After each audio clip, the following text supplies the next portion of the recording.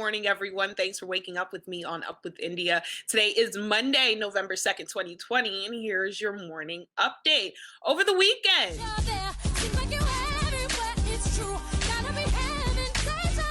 after being under quarantine for months in the midst of a global pandemic, people were in the spirit and ready to participate in fun Halloween activities. I was definitely here for the creativity from our followers, supporters, and celebrities that went all out this year and set the tone for Halloween 2020. I didn't think y'all could top how scary COVID-19 has been, but some of you straight killed it, literally. In local news, according to WITN 22, Nuestras Raices Delaware 302 Guns Down, the People's Festival in Guerrilla Republik, partnered together for a day of celebration called Day of the Dead, known in Spanish as El Día de los Muertos. This unofficial but widely observed holiday is celebrated each year to focus on remembering family members and friends who have passed away. The four-part educational event was hosted on October 31st, 2020 at the Delaware Art Museum. In more news, according to USA Today, as election officials across the country deal with a record number of mail-in ballots ahead of Election Day,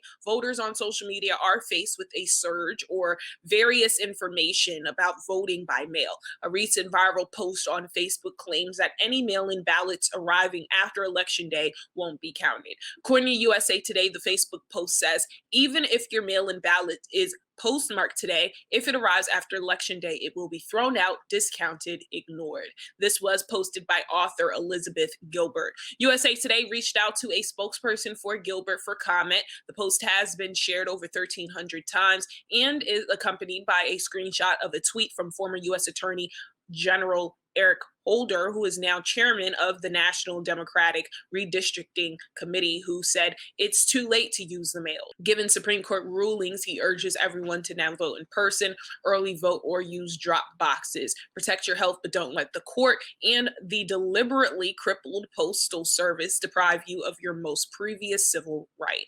Many states require that a ballot be received by November 3rd. However, 21 states and Washington, D.C. will count ballots that arrive after November 3rd, with deadlines varying. Call your state election office to clarify details. In more news, according to the Daily Mail, Tuesday's presidential election has the nation on edge, and business and property owners in some of America's major cities are taking no chances in case violence spills out into the streets. Workers were seen this weekend all across the country bordering up storefronts, business offices, restaurants, banks, hair salons, and other places of commerce as law enforcement warned of possible unrest on Tuesday night. Business owners are eager to avoid a repeat of the turmoil that followed the May 25th police-involved death of George Floyd in Minneapolis, an event that triggered nationwide rioting and looting across the nation. Retailers have been on edge after raiders earlier this year smashed windows, stole merchandise, and at times set stores ablaze in Chicago, New York, Los Angeles, Portland,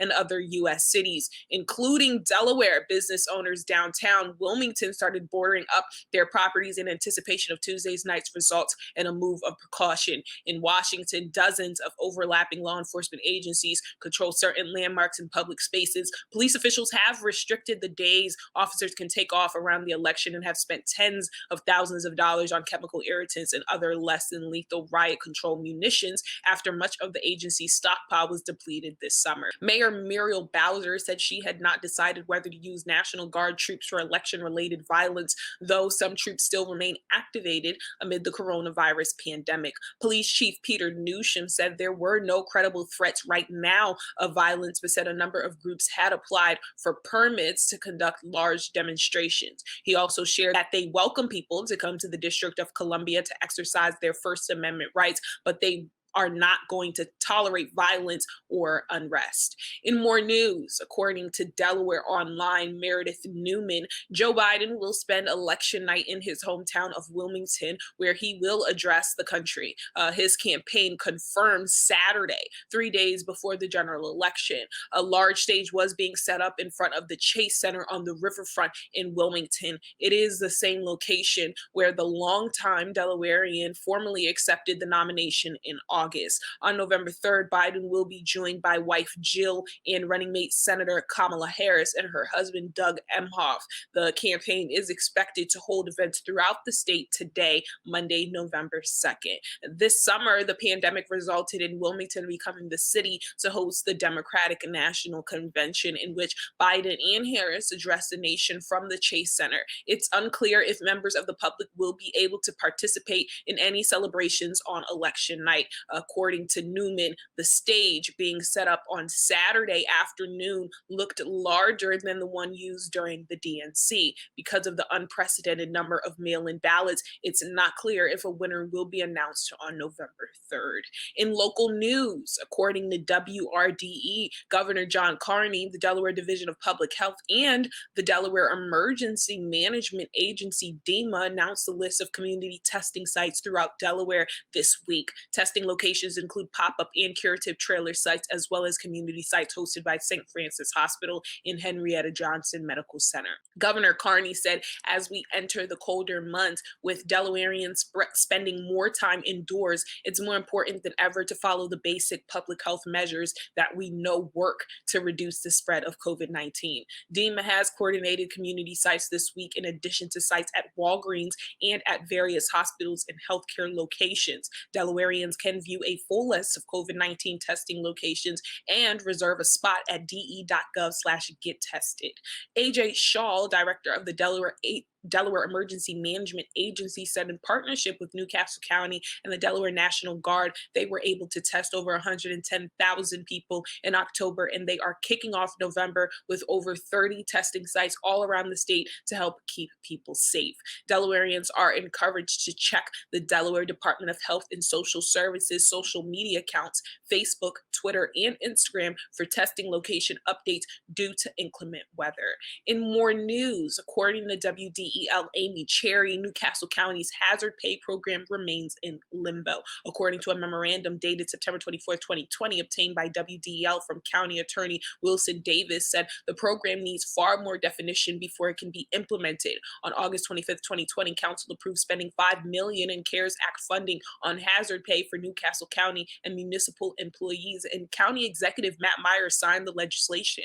The hazard pay initiative was approved after an earlier proposal from County Executive Matt Meyer called Heroes Pay that would have given $10,000 payments to full-time county first responders was not passed in council due to concerns that bonuses were listed as ineligible under U.S. Secretary guidelines for spending of CARES Act dollars. Of primary concern, Wilson said Ordinance 2084 does not set parameters for eligible employees, pay structure, and applicable timeframe, or even the defined hazard duty. Additionally, the memo notes working conditions and wages are mandatory subjects of bargaining under the Public Employment Relations Act and Police and Firefighter Employment Relations Act, and that neither Newcastle County Code nor any collective bargaining agreements for the count define hazardous duty for county employees. The memo also brings up concerns about applicable timeframes for payment. According to Cherry, council is also running out of time to submit subsequent legislation. Currently, without an extension, the county's $322 million in CARES Act funding expires at the end of the year. Federal U.S. Treasury guidelines require that the money have been expended, not allocated by December 31st, 2020. However, the possibility exists Congress could extend the deadline into the new year as the country continues to fight the COVID-19 pandemic. For an overview on how Newcastle County is spending its CARES Act money, head to ncccaresact.com. In more news, according to WDEL, Delaware State Fire Marshal's investigators are looking into an attempted arson at the Chabad Center for Jewish Life in Brandywine 100 this weekend. The incident happened around 12:30 a.m. last Friday at the building on Silverside Road. Someone set a fire outside, but the flames were doused before they could significantly damage the building. Damage is estimated at $200. In August, Newark's Chabad Center was damaged by an intentionally set fire. No arrests have been made in that case, despite a $5,000 reward being offered. Anyone who has information can call the State Fire Marshal's Office, Newcastle Division at 302-323-5375. What are your thoughts on today's news? Don't forget to like and share on Facebook and Instagram at WITN22Wilm. Thank you so much for watching Up with India. For more news, updates, and information, follow us on social media at WITN22Wilm.